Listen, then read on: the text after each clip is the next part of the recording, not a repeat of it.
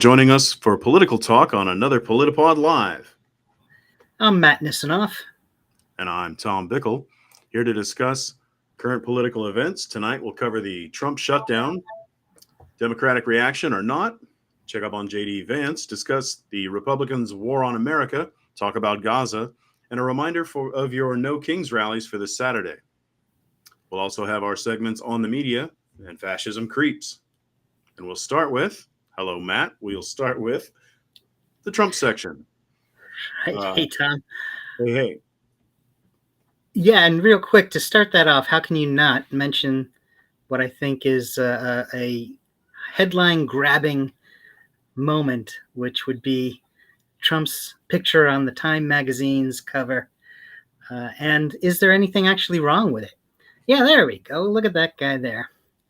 There's been a lot of talk about it. He himself said, "Oh, they wrote a good story about me, but they had a horrible picture."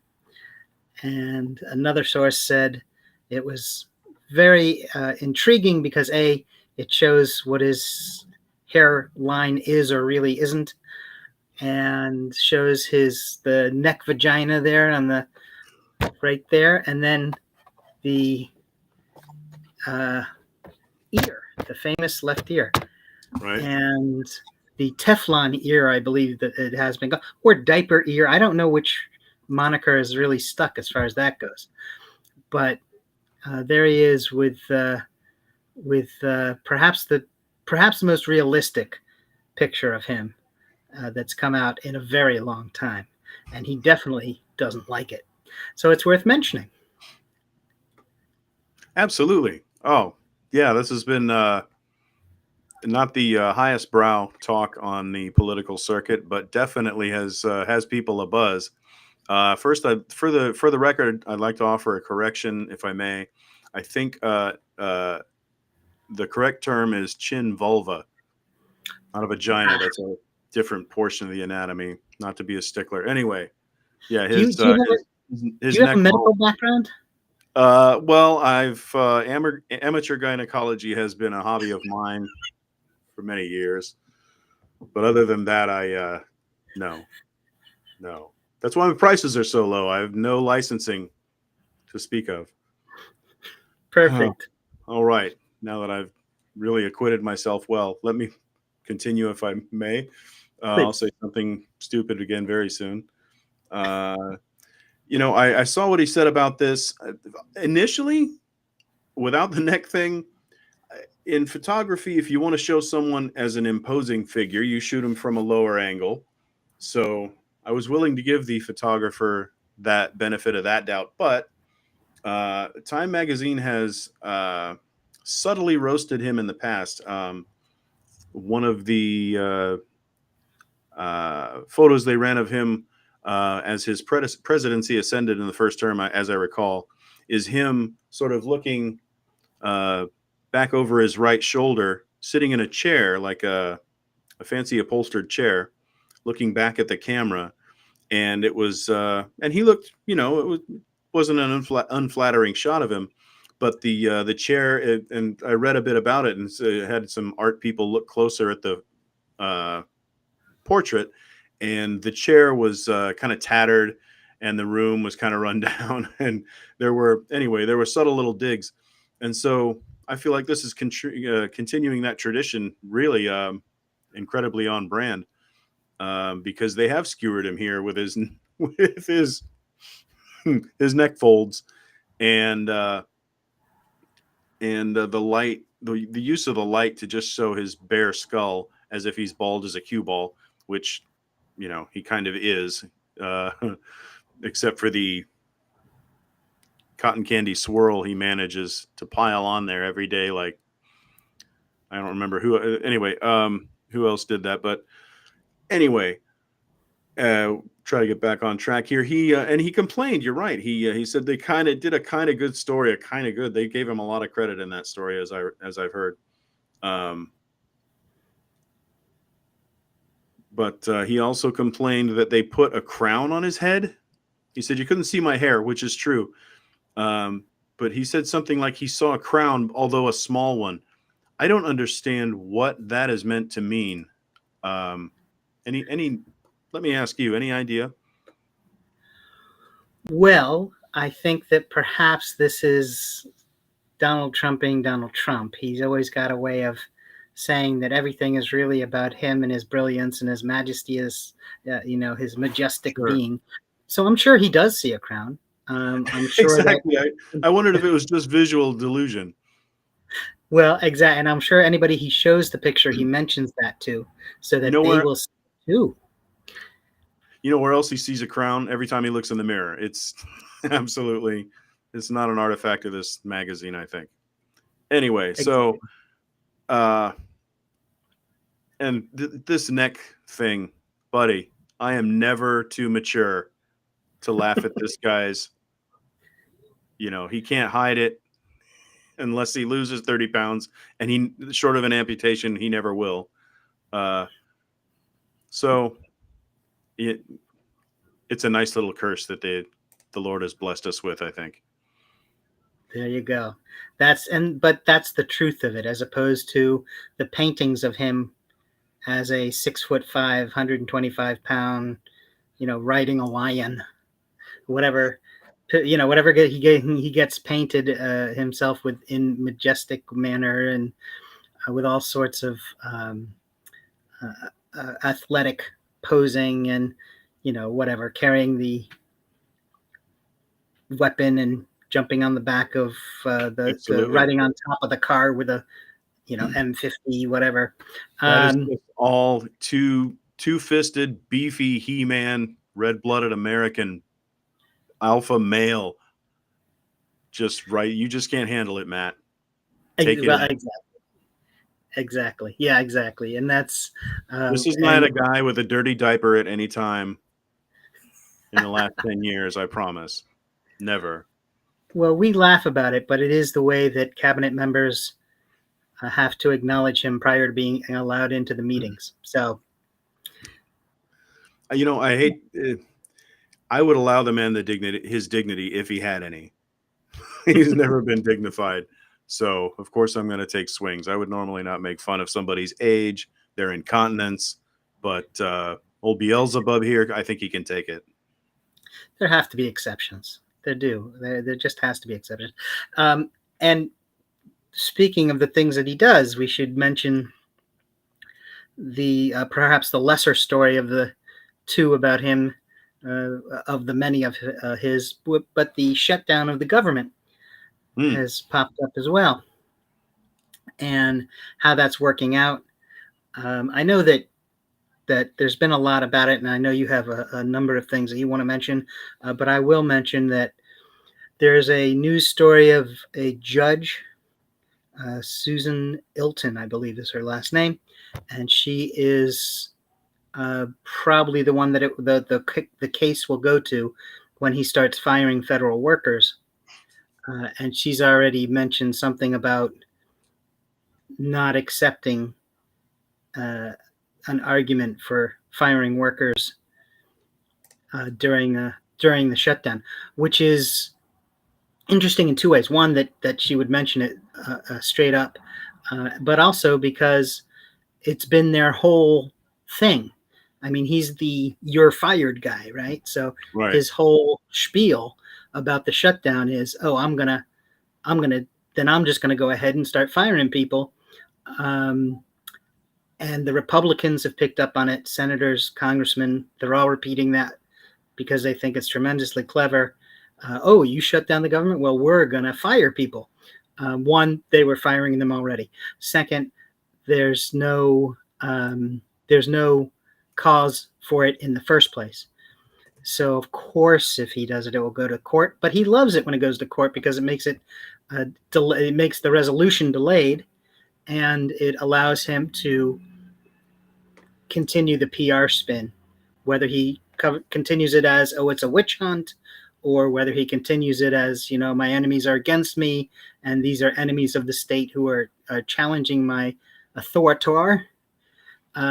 He's whatever his PR spin is, he'll grab hold of and pursue without any relevance to anything else. So that's what I was thinking of. What about you? What do you think is gonna? What do you think's panning out here? I think both sides feel like they're willing to drive this thing into the ditch, and so so it's going into the ditch. Uh, uh, I think you called it right when you said this thing could have legs, and it seems to be bearing out. Neither side's even really talking; they're just blaming the other. Neither side's really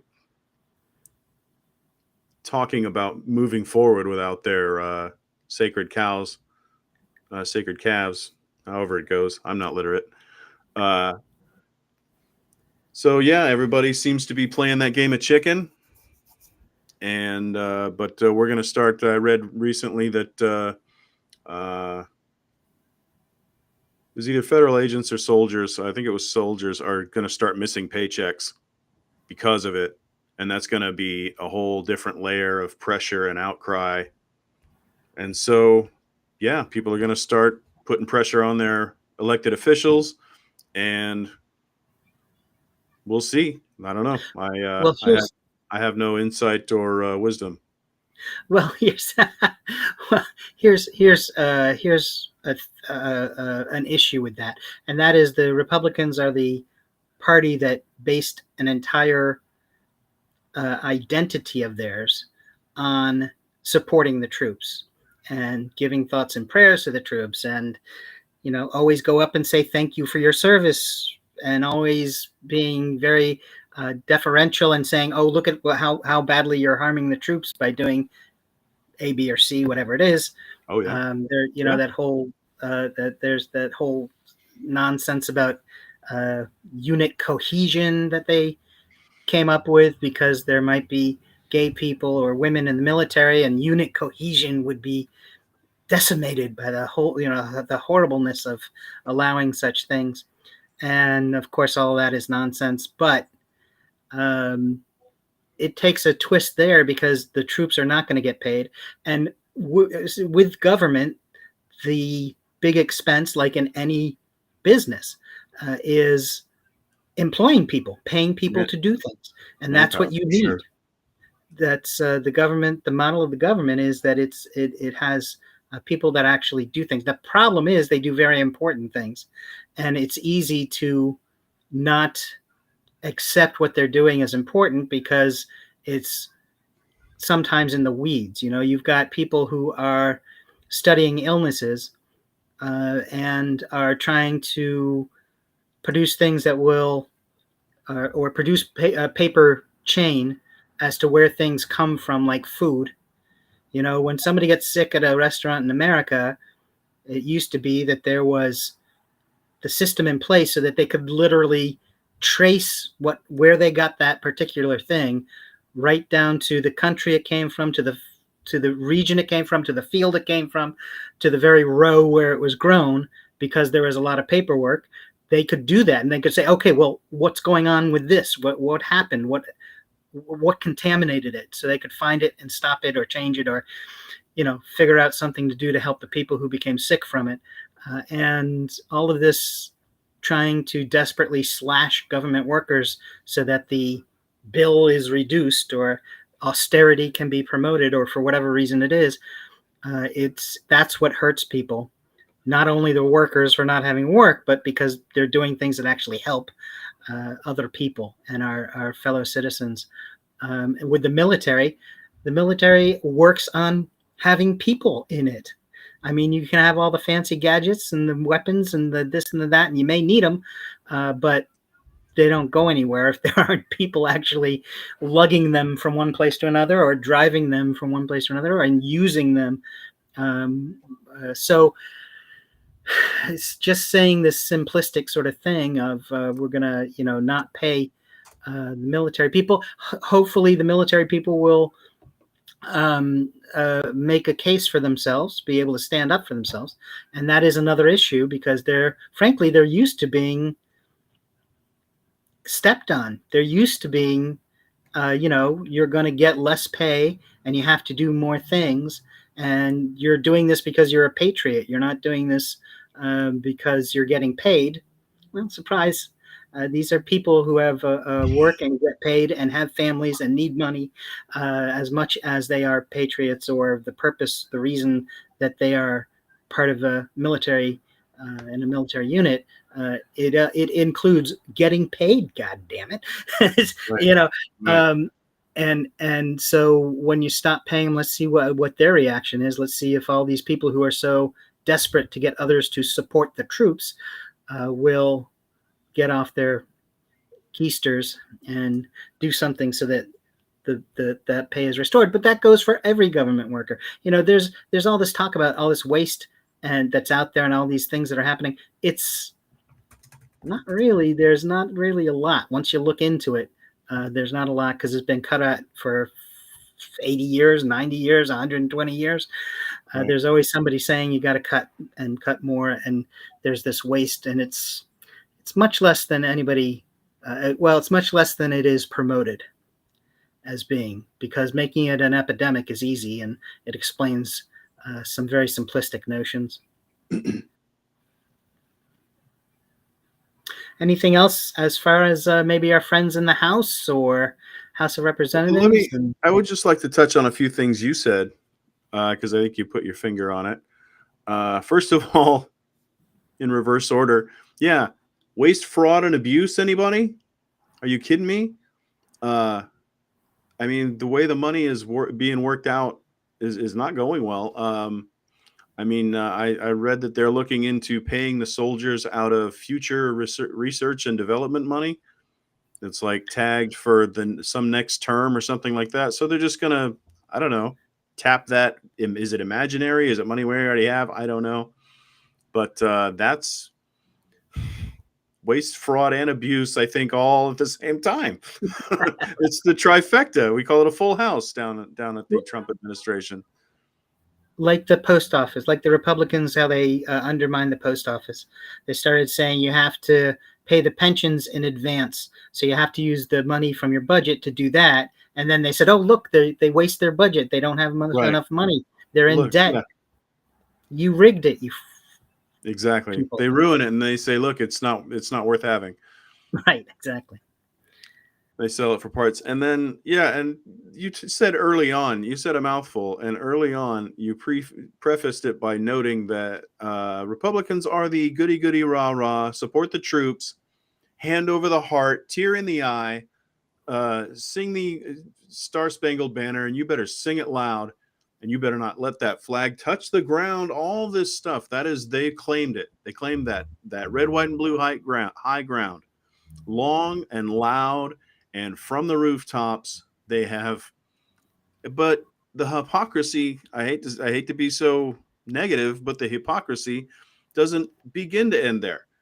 The Second Amendment and the right to bear arms, and that being essential to stopping what? Tyranny. Tyranny.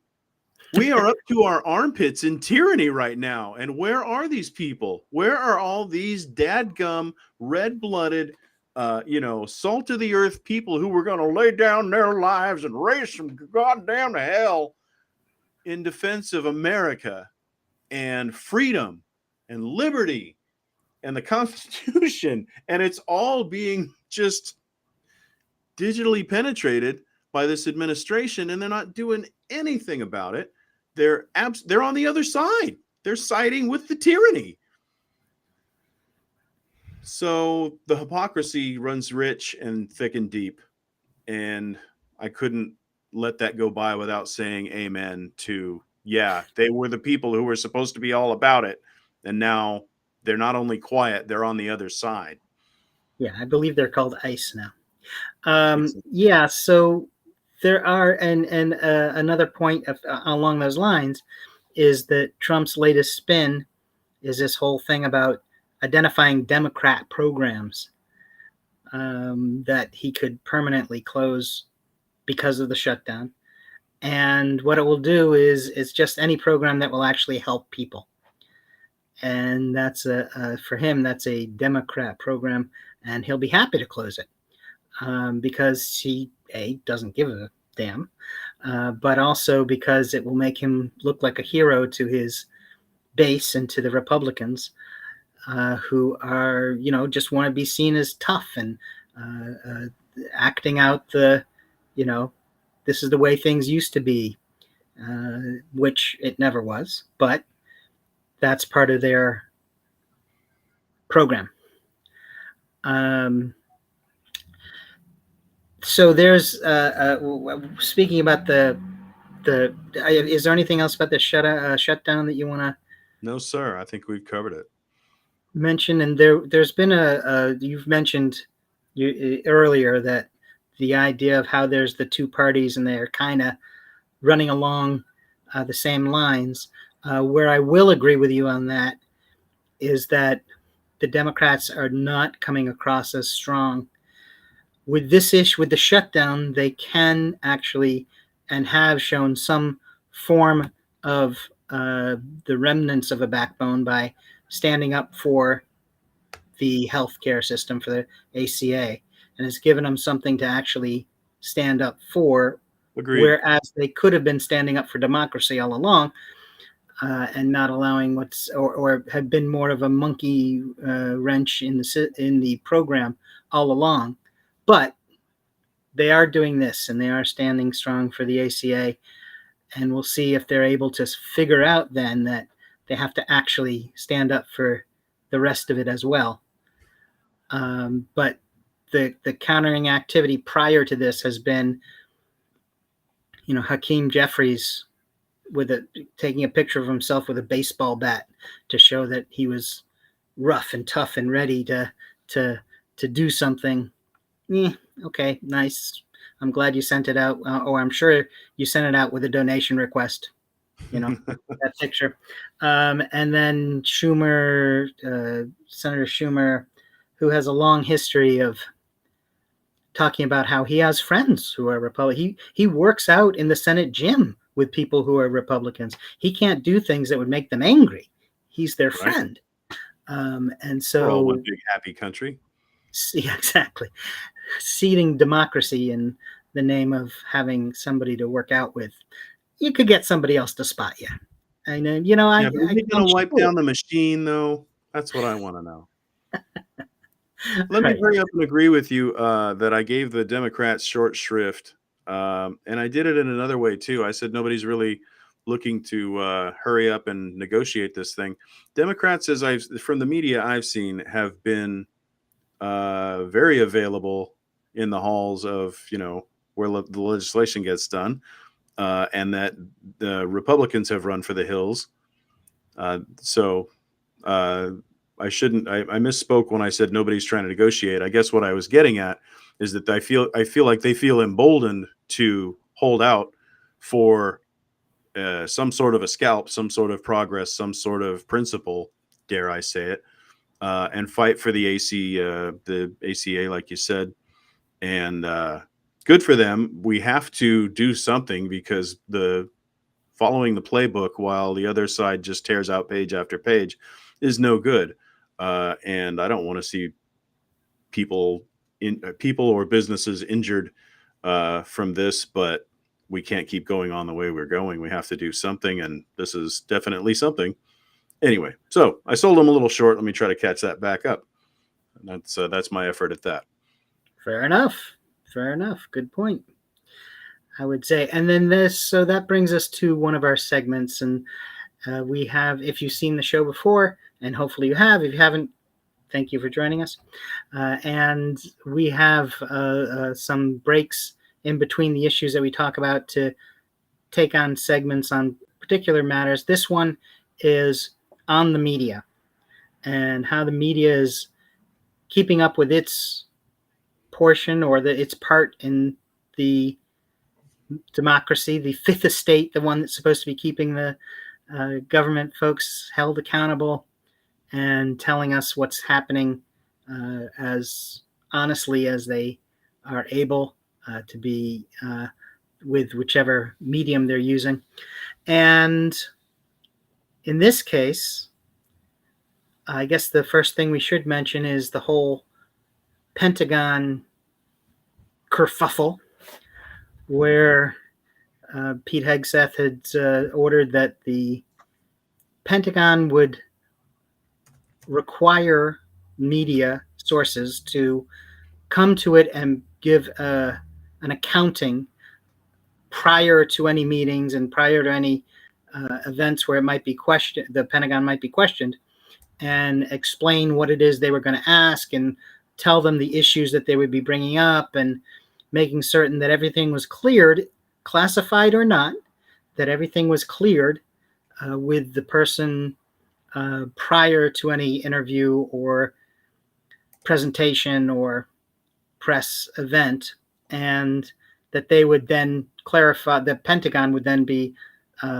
clarifying which ones that they would discuss or not discuss, or that you were not allowed to ask. And it would be a pledge. I believe they had to sign a pledge, which when they're asking you to sign a pledge, that's usually a tip of the hat right there. That's a little tip off right there. Yeah, if I may proffer, the only thing worse than having to sign a pledge for the Pentagon is if they just printed the First Amendment and made you eat it. That's pretty bad. Sorry, please continue. that's good. That's yeah. I believe you have a point there. Yeah, but loyalty pledges are not something that's either appropriate in a democracy, much less for press to take on as something that they would to agree to do.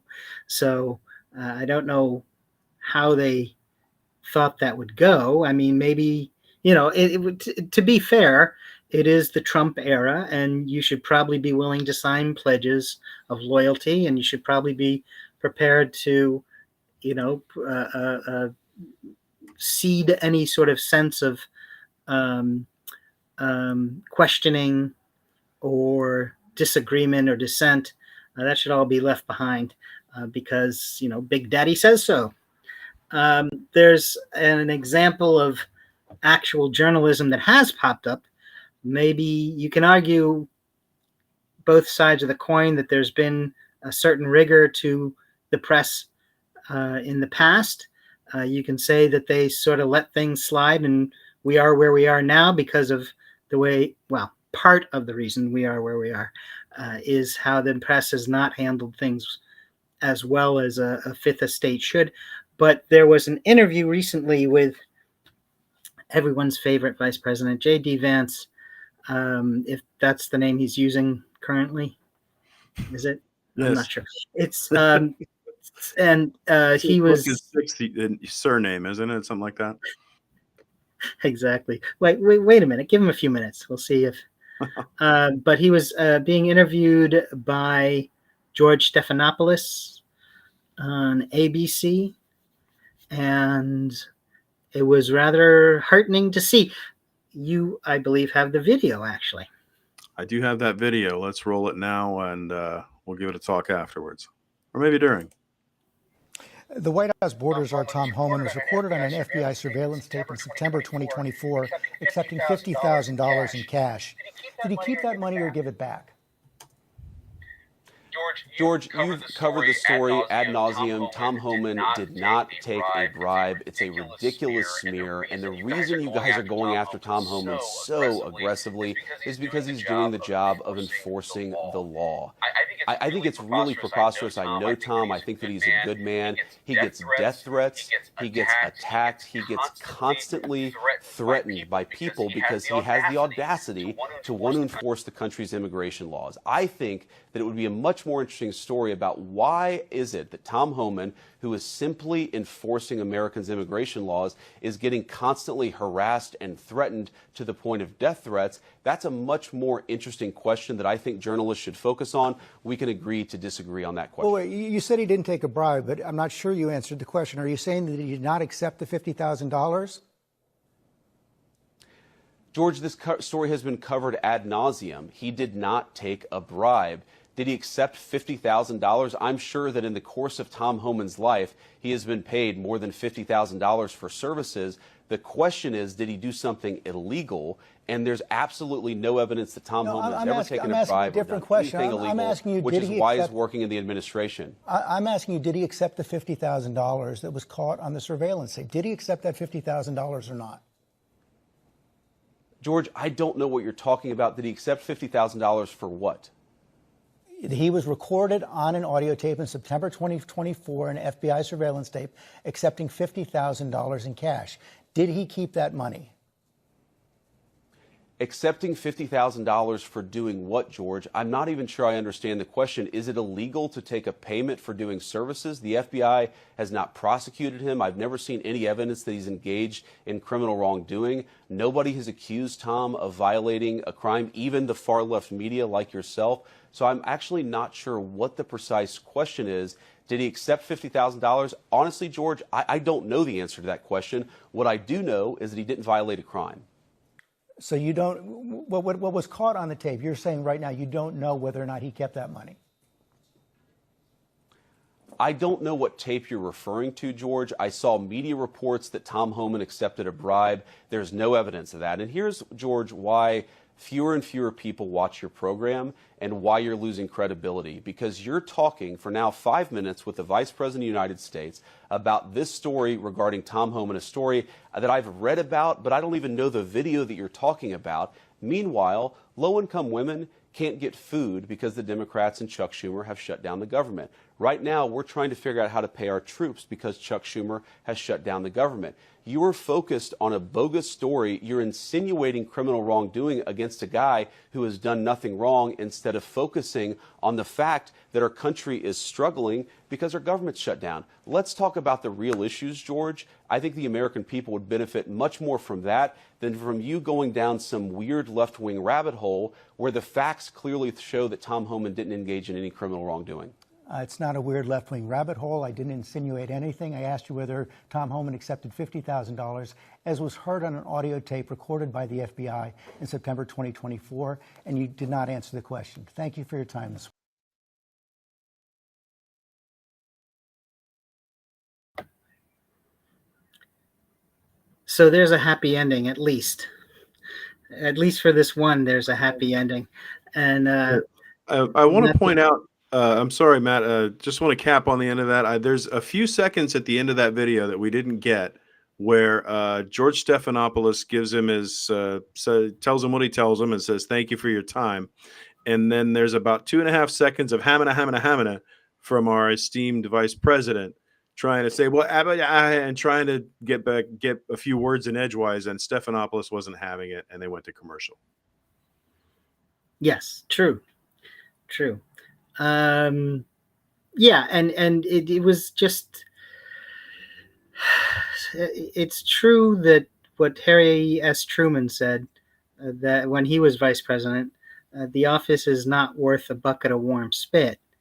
But I think that we have a new low for vice president when he's out there trying to do spin in the culture war on the Democrat left-wing blah blah blah, whatever it is, to anything that he is not able to, he can't honestly talk about it. So he goes into this thing about left-wing rabbit holes and whatever it was else that he said. And I'm very heartened by Stephanopoulos actually standing up to it. I'm very glad that somebody actually called him on it and said, look, okay, you didn't answer. We'll move on. We're out of here. And not allowing him to, as you said, he kind of gave that second or two of but. And Stephanopoulos just, the control room was smart enough to just go to a commercial and not let him get back on the hole. Absolutely. They give these people way too much leeway in so many instances. And it was slightly heartening to see that not happen and for them to go. They let him run his game. They let him say whatever stupidity. And I'm sorry to interrupt you, but whatever nonsense he wanted to say, they let him say it. George did not even fart during that guy's tirade, including when he shit on George's desk about how terrible ABC News is, and how their viewership sucks and they suck, and it sucks to suck. They let him do all of that. They did insert a question now and then because he never answered one. But other than that, they were very respectful. They gave him his time to run his little sideshow. And then at the end, they said, that's how it went. That's what you said. Goodbye.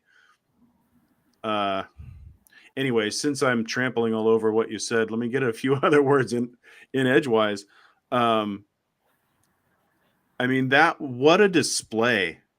Everybody who saw that roundly panned this terrible attempt at tap dancing, at dancing between the raindrops. The dude does not have the chops, the moves, any of it. He can't do it.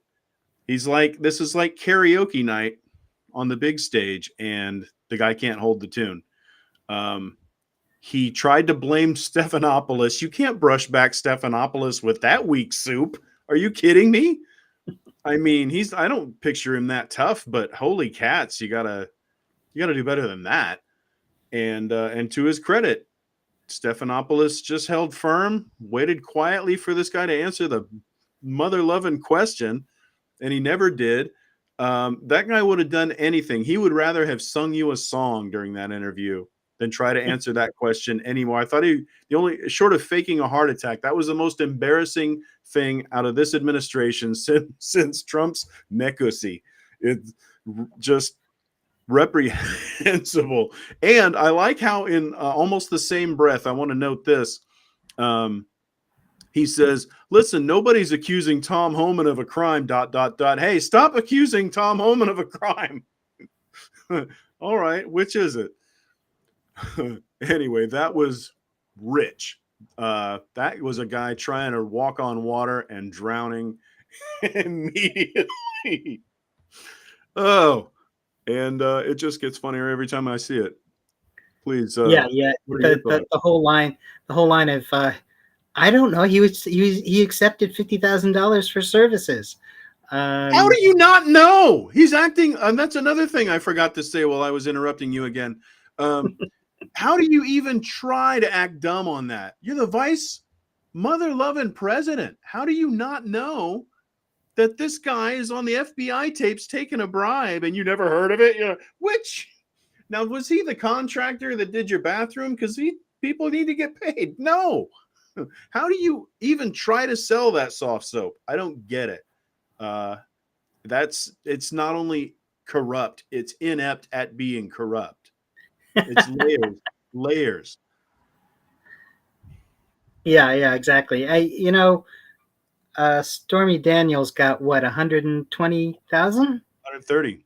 130,000. So Holman's not even up to speed on what they're supposed to charge. I'm sorry. Yeah, she's not a whore, by the way. She's an adult actress and multivaried, faceted and talented performer as well. That slipped out a little too easily. I apologize for my misogyny. All right. But talking about J.D. Vance. And now, Holman's a whore. I don't retract that. It's in the name. Right? In the first syllable. Exactly. Oh, man.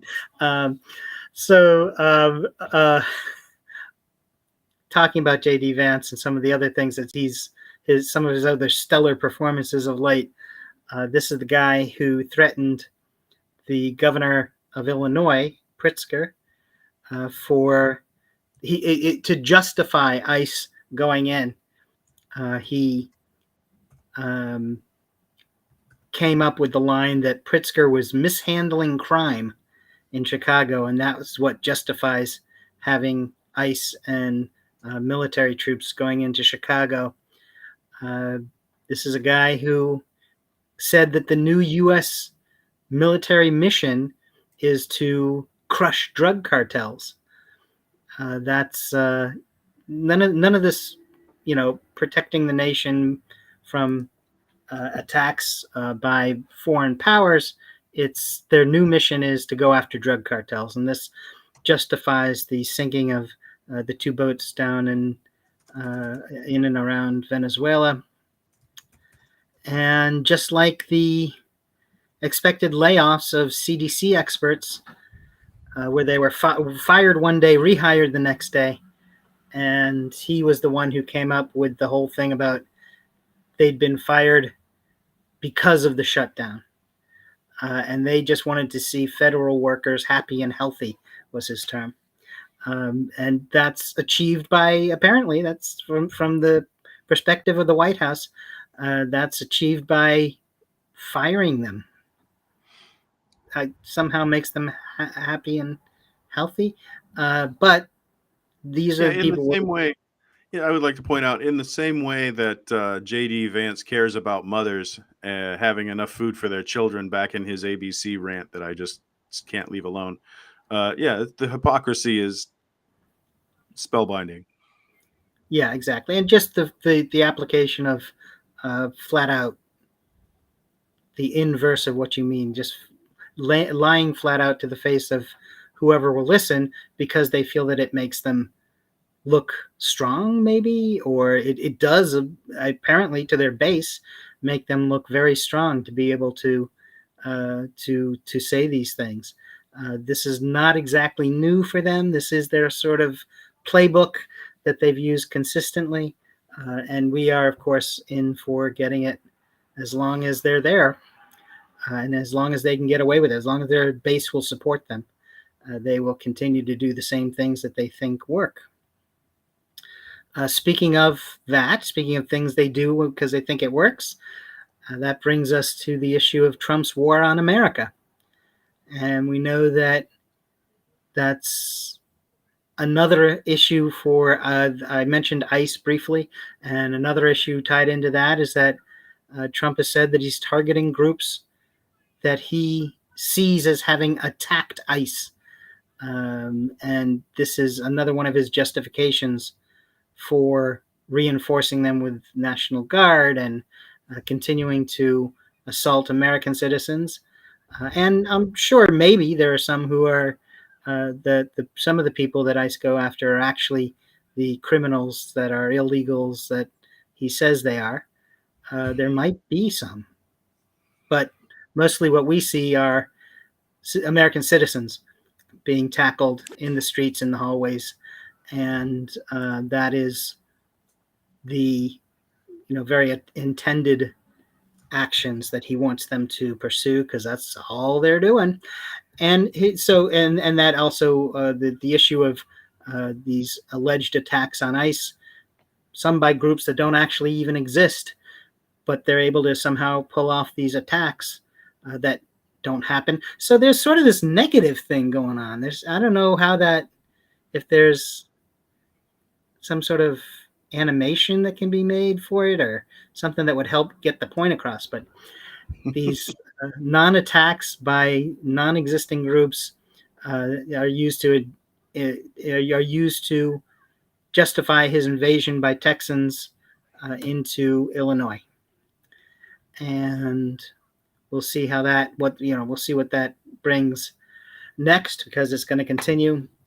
Meanwhile, there is at least a little bit of good news on these fronts, and that is, you may recall there was a guy who attacked the governor of Pennsylvania when he and his family were at home celebrating holidays, that there was a guy who attempted to commit arson on their home while they were in it, and that guy was caught and was just sentenced a few days ago to between 25 and 50 years in prison. So it looks like there are times that the justice system can actually pull through, that a good decision is made and a justifiable one is made, and that guy we'll see what happens when he gets out in 25 years. Yeah, we can still prosecute some people apparently, but it's the ones we can't that trouble me. Yeah, excellent point. We'll have to see. Yeah, exactly. We'll have to see exactly how far that ability goes, and we will find out, because they will test it every day until it happens. And that kind of brings us around to our next segment. Actually, we have a new segment that is called Fascism Creeps. And this will be a segment where we talk about what's happening with fascism in America, because, as we all know, we're already beyond the opening stages of it happening, and we're well into seeing how that plays out in our streets, in streets of American cities. Apparently, there's a video of Kristi Noem blaming the Democrats for Trump's shutdown to help with his spin efforts to try to blame it on somebody else.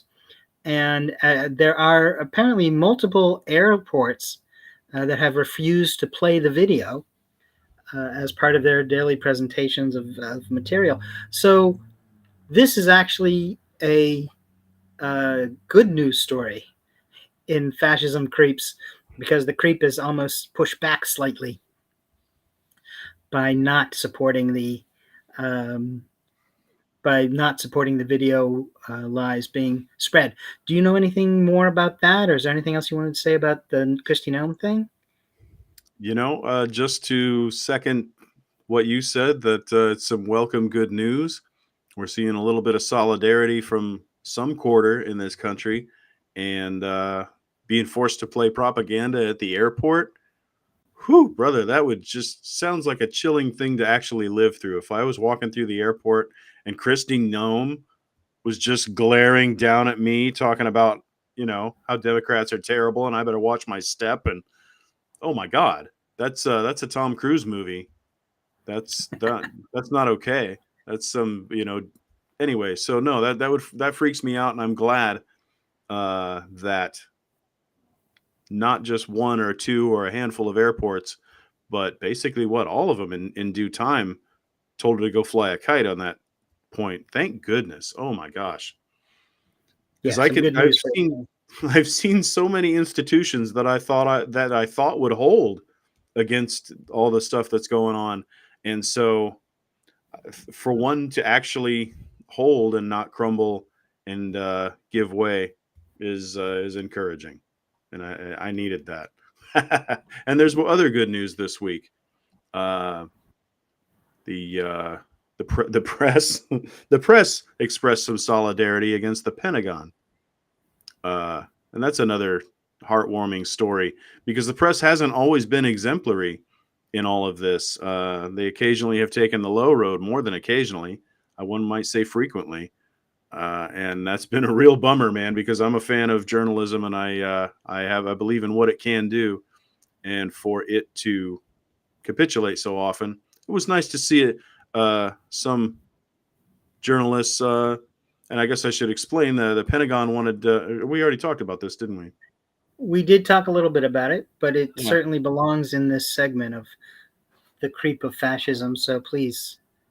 Well, yeah, I'm just getting the let out about how heartened I am that journalists. I wish they had hung together with the Gulf of America business came along, and the Associated Press said, "No, we're not going to do that. That's dumb, and that's all yours. We are actually journalists, and we're going to call things by their proper names. You fantasizing weirdos." And so they got excommunicated from the White House. And I don't know that any other newspaper or outlet, blog, town crier has stepped up in solidarity to do the exact same thing. What they should do is do the exact same thing and all get kicked out until there's no journalist left in the room, and he can tell it to the penny saver. But none of that happened. And so for them to hang together here in this way, I don't know what I don't know what I should attribute the newfound courage, but I hope it stays found. It's a good example, and let's hope that they pick up a lesson from it and actually follow through on other issues. So you're absolutely right. I agree with you. Another issue that has come up, and on a story that we also mentioned previously, we talked about the Texans invading Illinois, and oddly enough, after Pete Hegseth's warrior culture thing, storytelling time, whatever it was, World War in Sped front of Talk. generals. Yeah, exactly. One of the big points he made was, and also there'll be no more toleration of fat troops and fat generals. We don't want no fatties. No And admirals, none of it. yeah, nor admirals. And so, interestingly enough, as the Texas National Guard guys were rolling out of one of their trucks, it was spotted that half of them were well overweight, very heavy set gentlemen. And so apparently, um, that group at least were called back. They were pushed back to go. They were returned to Texas for proper Calisthenics, or steer. With the steers, they barbecue. You mean steers? random Yeah. Oh, okay. Yeah. random and stay and rope them. So maybe they went back for that. I don't know exactly, but they were called back because they were just not not meeting the standard that has just been set. So Yeah. we'll see what comes out of that. I A guess little that bit. I guess that standard wasn't immediate and retroactive because those guys are still there. I guess that's a rollout that takes time. I guess. Too true. Too I mean, true. if they wanted to get rid of every overweight person, I'm sure they could go. And the military is very efficient. So I'm just wondering how and when they're gonna roll that out because old whiskey breath Hegseth sure seems like a kick-ass take charge kind of guy. So Well, yeah, when yeah. I heard him We'll see. talk the talk. Let's hear him walk the walk. Right, right. Um, so apparent. Well, I know I don't know about these 2 or 3 guys, but or 8 or 10 guys or however many it was. But we'll see what actually comes of it.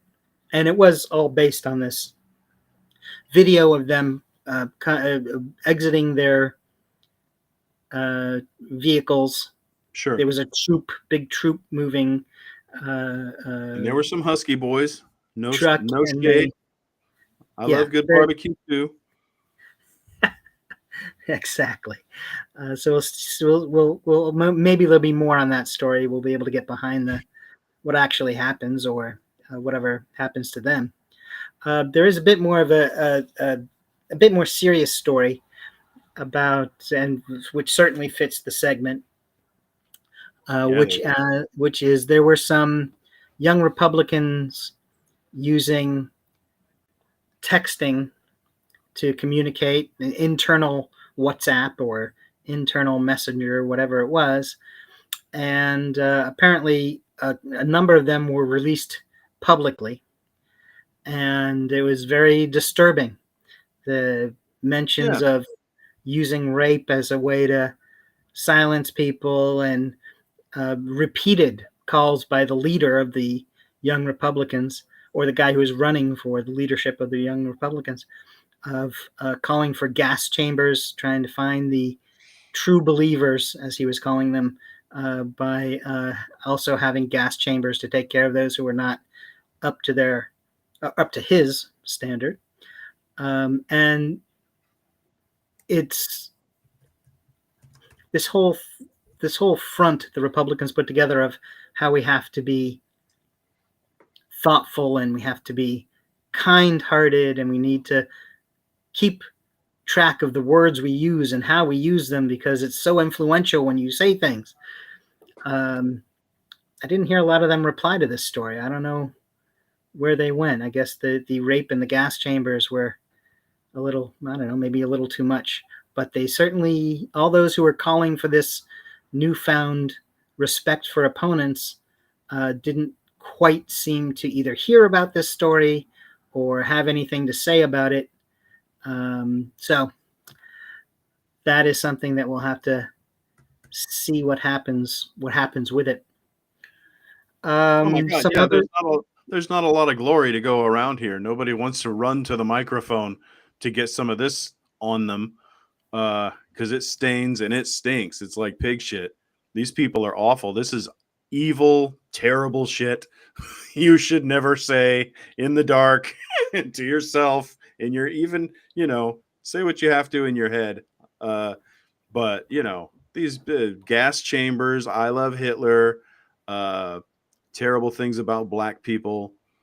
And these are the people at the top, the apex of, this part of the Republican Party. This is how they conduct themselves.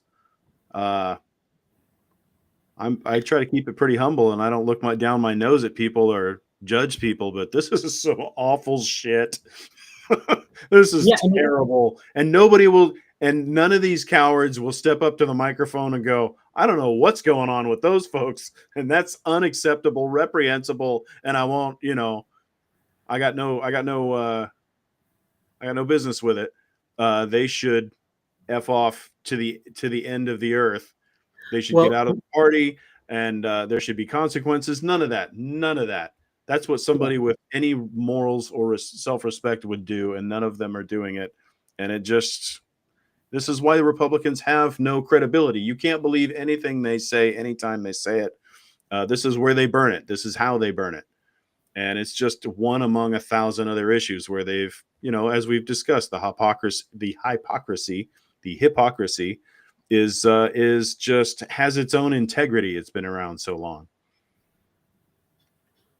It's terrible. And this is not only how they don't stand up for the things that they demand of others, but it is also how that group of Republicans get ahead. I mean, this was the guy who was running for the top spot nationally, and this was what he was saying to get there, and this is what was helping him get there. He didn't say that and have a response even within the group saying, "Well, that's not right. Don't do that. Don't say that." Instead, they were like, "Yeah, that's why we're going to vote for the guy." I mean, that's Republican hardcore. So that's what we need to say, and that's not going to lead to anything. It's not going to lead to anything good. You know who really needs to apologize, Matt, for all of this? Hillary Clinton. She called these people a basket of deplorables. What she meant, the basket was just not a big enough term, I think. Deplorables, I think she may have been onto something. Just terrible. They'll blame it on Biden somehow before they're done. You watch. Exactly. It was the auto pen. Sure. Let's move on to the next story, and that is back to the issues. We are talking about Gaza, some of the results from the first step of the whatever it is, the Trump ceasefire that has started. And indeed it has. That's not debatable, but it's already hit another snag. And that is that part of the agreement was that all of the hostages that Hamas was holding would be returned to the Israelis. In turn, the Israelis would withdraw and start allowing aid to go into Gaza. And by the second day, not all of the hostages were returned. The catch is that of the 50 or so hostages that Hamas still held, 20 were alive, and those were the ones who were returned. So it was good for media to see people, released and free and able to rejoin their families. And then I forget exactly how many I think it was 1,200 or 1,700 Palestinian prisoners were released. So you saw pictures of them returning on the bus and being released and being brought out. But the catch was the corpse hostages were not released by Hamas. And eventually, I believe at this point, I believe 4 of the 28 corpses that were not released have been. But the Israelis are saying, well, the agreement was all of the hostages, and then we have the aid in. So they're saying we're going to slow down the aid. We're not going to let as much through. We'll let half in, but the other half will be held back because you guys kept the corpse hostages. And so as unforeseen as it could possibly be that the Middle East would have conflict, it seems that the ceasefire has started to generate more of a conflict than a solution. And what was it? Everlasting peace that was the deal was supposed to bring about. So part of the issue is also that during the period of the Gaza, the attacks on Gaza by Israel, there were a number of Arab states that were secretly strengthening military ties with Israel. So there's Bahrain and Jordan and Egypt and Qatar and Saudi Arabia to some degree that were actually strengthening their ties over actually a longer period, not just during the time of the Gaza invasion, but also basically from 2022 to 2025. So it included all of that time. But they were thinking of the larger picture of being a counterbalance to Iran. Egypt and Saudi Arabia have a long history of being the three power bases in the Arab world for a long time were Saudi Arabia, Egypt, and Iran, and they kind of work against each other to try to show who's got the most, who's on top. So that sort of is still exists. I'm sure it always will exist. I don't know that there's ever going to be that real magical eternal peace thing, but part of Trump's ceasefire is all about how these other Arab nations are going to come in and help with being, I guess, some sort of a police force. So it's not a UN force that's going to move into Gaza. It's going to be a Arab-based force that will participate in somehow monitoring and trying to provide a safety and to show his political capital that had been gained through this historic ceasefire between Israel and Palestinians. Trump spent all of that to fly home quickly so that he could provide a posthumous Medal of Freedom to Charlie Kirk, which is really following up strong. I think that was really what we needed to see after starting a fragile process of a ceasefire between Israelis and Palestinians. In the meantime, Hamas has reasserted itself in Gaza. It's killed about 50 Palestinians who they felt were collaborators with Israel. I don't know that and they continue to hold those 20 or so corpse hostages. I don't know if Trump can go in there himself to figure that out. I haven't heard a lot about that, the collaborators being killed. But I mean, we'll see we'll see what stories develop over the next week, and we'll see if this is something that can make it to step 2 out of 20. Right. Yeah, I mean, seems like as you described, the deal's already turning messy. The ceasefire is a little wobbly. I mean, what do you expect? I don't know, from a Trump deal. He's the guy that, as I've heard it said, the negotiation starts after you sign the contract, And I feel like the deal was cheapened. People are ready to congratulate the current president. They basically held off solving this during the Biden administration so they could solve it during the Trump administration. And in the meantime, how many lives have been destroyed? And, I'm not really too excited about Trump's big win here. It could have been much sooner at a much lower cost. But that's the art of the deal. And yeah, it's pretty awful. Too true. Let's move on to our next issue, actually, and that would be something that is some actual good news in Yeah. this case, and that would be how we as Americans can show our concern for having a democracy, continuing a democracy, and not having a monarchy in the form of Trump the First. And that would be this coming Saturday. There are rallies that are occurring across the country. There's actually, if you look at a map of how many have been scheduled, there's parts of the country where there's no way to actually see the state that's under the number of uh, um, buttons or number of markers showing where rallies will be. Um, and actually, I was thinking it'd be, I took some screenshots of where those markers are.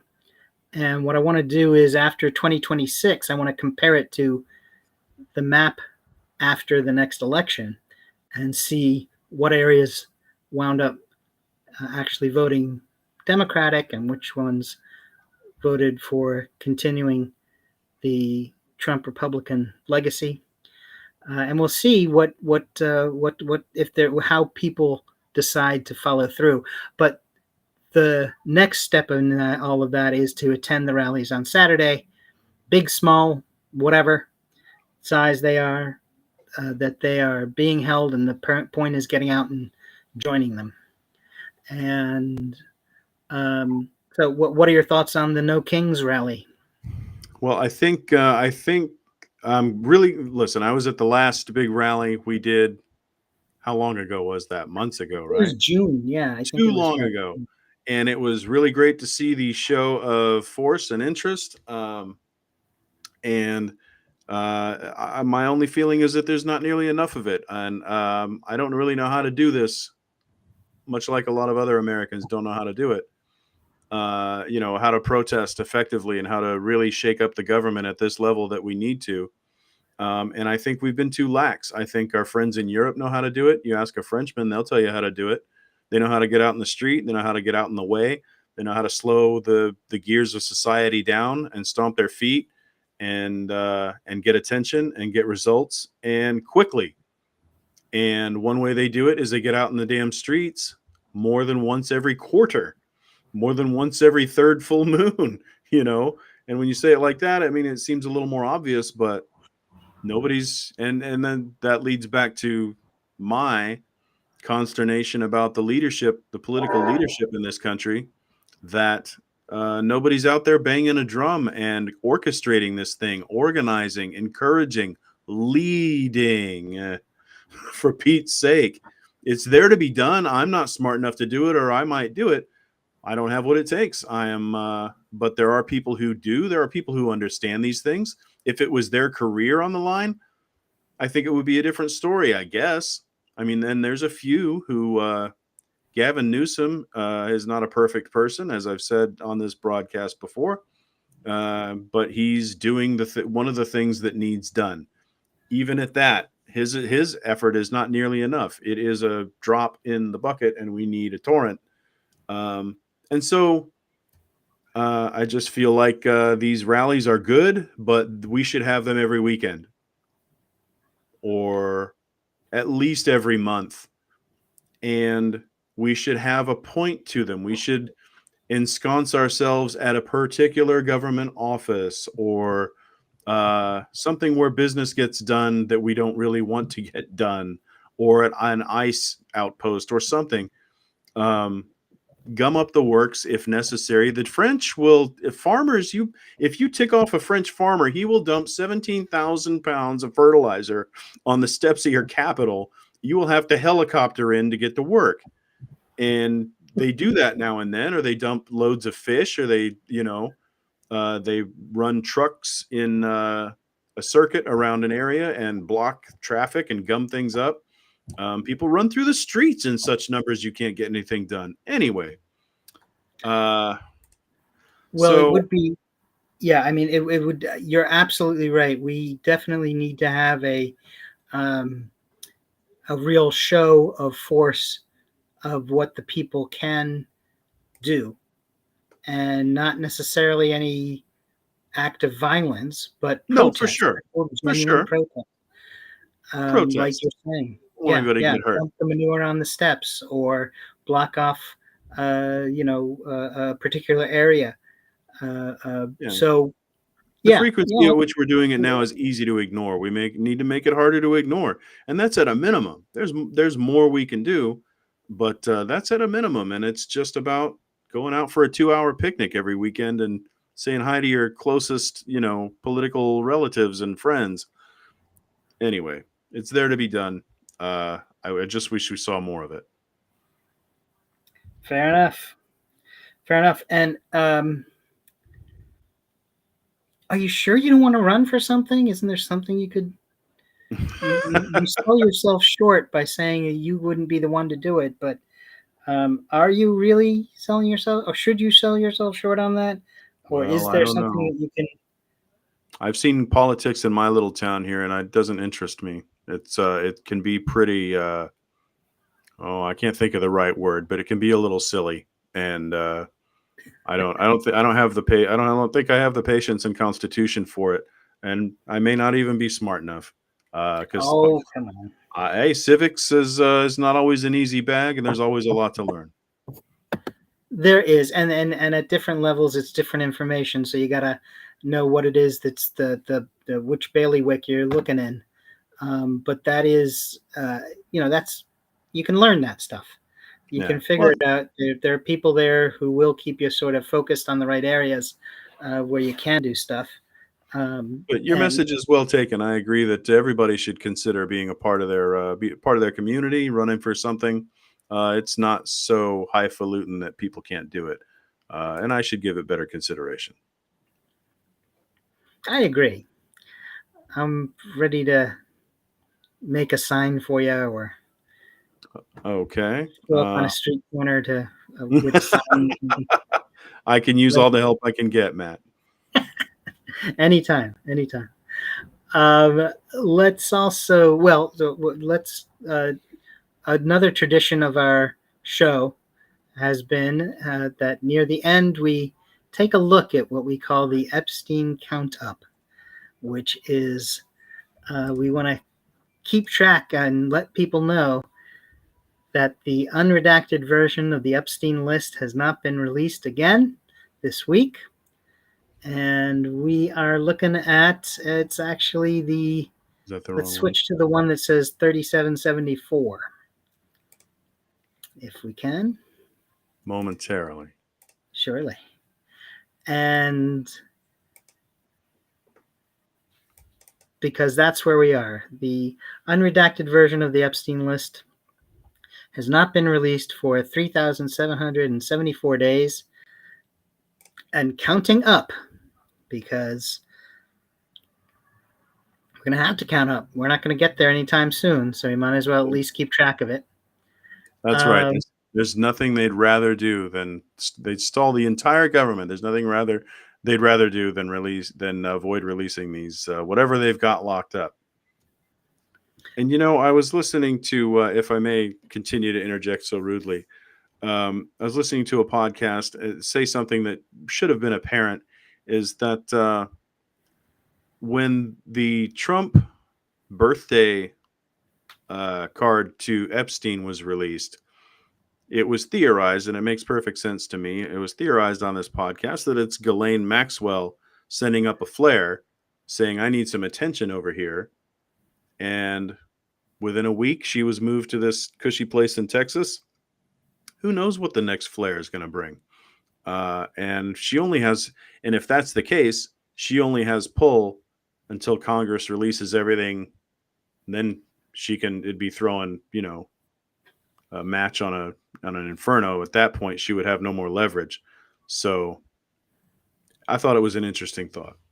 That's an excellent thought. Yeah, that's not even something I thought about. But you're absolutely right about that. That's true. It takes the legs right out from under it. Yeah. For her, maybe she can stay in the minimum security country club prison that Trump put her in to make her happier. Maybe. The podcast I've been listening to is by oh heck, it's was on the tip of my tongue. Now I've lost it. I want to say the Daily Beast. No, that's not it. Anyway, that author Wolf, who wrote so many books, he's got he talks to a lot of people, and I've heard it said that institution they've got Ghislaine Maxwell in has been basically turned upside down for having her there, because everything's different.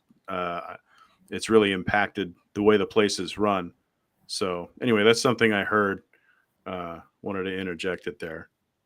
Good for it's been made better for the less security, or it's been made worse because they're trying to add. As far as I understand, it's catering to Maxwell's demands and desires. It's been made, the way has been smoothed for her. That's as I recall. Yeah, isn't that how we got here? Right, right. Again, it's just a little more corruption on icing on the corruption cake. Too true.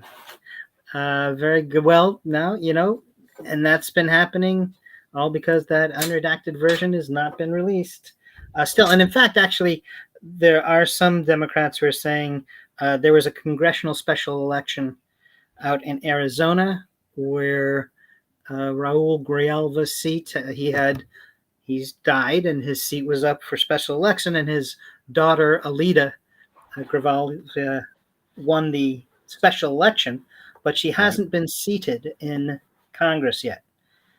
Even though she won, it will take a ceremony that the House of Representatives holds, and Mike Johnson, Speaker, has delayed it. His recent, his excuse now is those darn Democrats with their shutdown. It doesn't let me do a job. Although they have the leadership in the House and the Senate and the presidency and the Supreme Court, he can't just do things because of everybody else. But there is some speculation that if once she is seated, that there will be 218 votes to release the unredacted version, or more of the. They have already released a redacted version. There's talk about whether it's more or unredacted, whatever it is. More can be released if there are 218 votes, and there are enough Republicans who are willing to join Democrats to do that. But she's needed there to be part of that 218 votes, and maybe that's the real motivation between his or behind Johnson's inability to swear her in to the seat that she justifiably won and deserves to be seated in and to represent those folks in that part of Arizona. Yeah, I feel like it serves two purposes. It keeps the Epstein files sealed, having the government shut down, and it keeps the government shut down. And he's apparently, happy to do that. So I think the only thing that troubles my mind about it is how long can you keep that trick going? You can't just not swear in a member of Congress who has been voted in. You can't do that forever, can you? I mean, what do they think they're going to do? Wait for another Republican to die so they have one less vote? I mean, at this point, they're hoping for an asteroid to hit the planet or something. You have to let these people do their job, I guess. Maybe the Supreme Court will see it their way. They've been very permissive. Well, the Republicans have put a lot of work into the government not working. So don't give them any ideas. With that said, we'd like to thank all of you for joining us for PolitiPod Live for political talk. And if you'd consider joining someone to have a political laugh, you can join Tom and myself and a half dozen other of our friends for the monthly political comedy podcast called PolitiPod. And that can be found at soundcloud.com/PolitiPod. And thank you for joining us for PolitiPod Live and hearing out what we have to say. I'm Matt Nisanoff. I'm Tom Bickle. Good night. Good night, folks. Thank you for tuning in.